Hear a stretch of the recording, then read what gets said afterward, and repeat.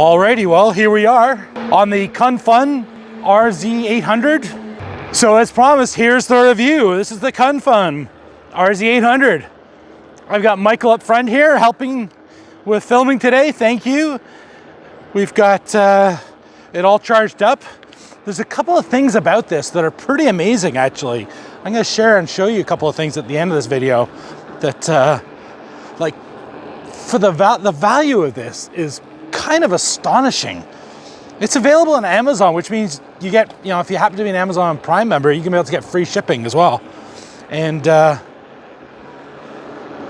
this is pretty amazing value.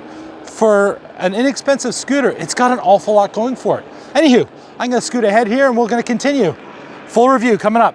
So top speed in race mode looks like about 25 to 28 miles an hour. I think it was advertised at about 30, but I'm a big guy. I'm 265 pounds, I'm 6 feet tall. It's very cold. It's about, it's close to freezing temperature. I think I'm just gonna keep it on race mode for the rest of the trip. Okay. It's all good, it's all good. Well, Charlie was adorable. This is kind of adorable. This is kind of sweet. I like it. I'm gonna share with you today what I like and what I don't like about the Cunfun. But so far, I'm actually kind of surprised. Like at this price point, it's kind of astonishing to me that you're gonna get everything that's on here. Let me just run through the basics here. For example, dual suspension. So front and rear suspension. And it's pretty decent. It's got front and rear brakes, mechanical brakes. So you're not getting, you know, hydraulic brakes, but mechanical brakes. And they're slowing this big guy down to 0 perfectly. The folding mechanism, I'm going to show that a little bit later. That's actually pretty awesome. I love the folding mechanism on it. Top speed, as I was just explaining earlier, about 30 miles an hour for a lot of people. With somebody my size, we're looking at about 27, 28 miles an hour, it seems like. Might be a little faster on a warmer day with a little less of a wind going. The tires, they are pretty decent tires. I think they're 10.5 inch and they are sort of like an all-terrain type tire. The actual handles themselves are really comfortable. I have to say, probably, and I'm going to show this at the end, the lighting on this is extraordinary, especially for something, as again, a budget electric scooter.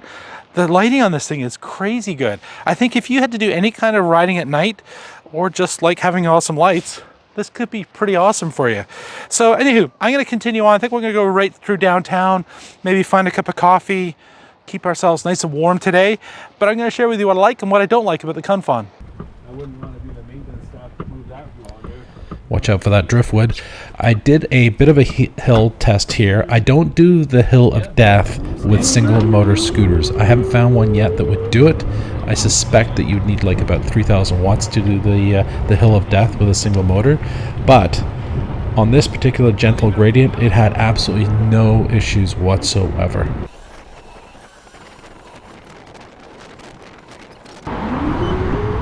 Having the indicators at the back of the scooter is really helpful in situations when you're turning left. Not as awesome during the daytime, of course, but in the evenings, it's fantastic. And I gotta say, the scooter had no problems keeping up with traffic. Here I am going around 40 kilometers an hour, which is 25 miles an hour, no problems whatsoever.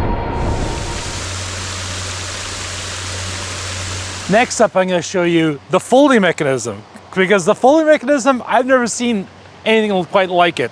It's really simple and it works really well, but let me show you that next. But while I'm here, I did want to share with you, it's so smooth. Like the combination of the suspension, and I'm just basically riffing on what I like, the suspension plus the power. One of the things I don't like with electric scooters is when you give it the beans and it shoots off like crazy and it yanks on your arms and it pulls your arms out of your sockets. It's not like that at all. It's actually quite calm. Even when you're in the highest power setting, it's not super powerful. So for me, I'm finding it really comfortable.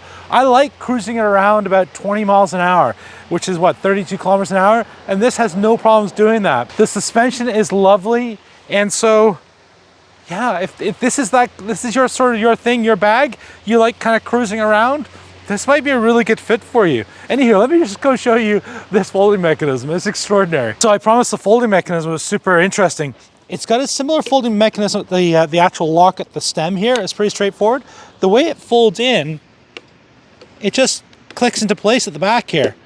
There's nothing for me to do. Now it's clicked into place. I can carry it with one arm. It weighs about, okay, I've forgotten how much it actually weighs. I'll put the weight right here, but you can see I can walk up the stairs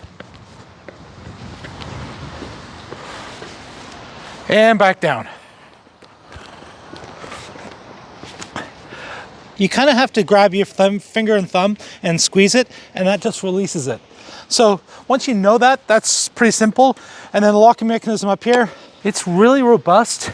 There's no wiggle at all. It's very strong. And you know, as a bigger guy, it's really important that the stem is really structurally sound, because what you don't want is any kind of issues.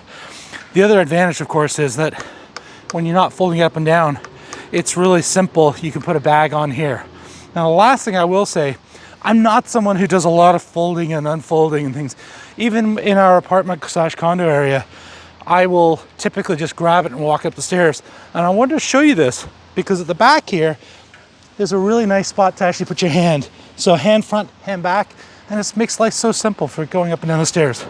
So I was about to invite Michael to do a word of the day, but he just reminded me that there's a fingerprint lock and an app. So thank you, Michael. But Michael, what is the word of the day for the Cunfun? The word of the day is amazing.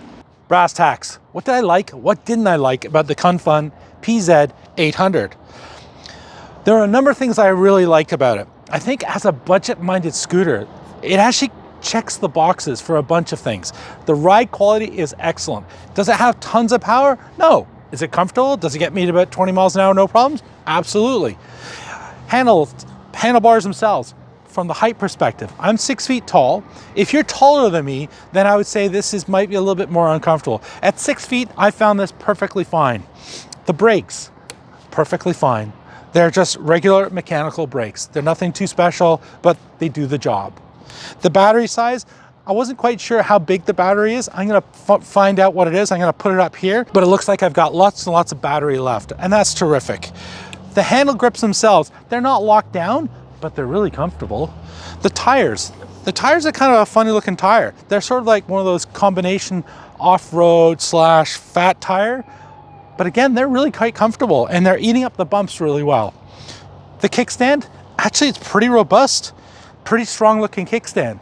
The piece de resistance though is the lighting. If you have to do any kind of riding around at night, the lighting on this thing is terrific, and the folding mechanism works flawlessly. Once I got the hang of the folding mechanism, it was no issue whatsoever. Smooth is what I'm saying about this. I'm really quite happy with it, and again, as a budget-minded scooter, this is pretty amazing.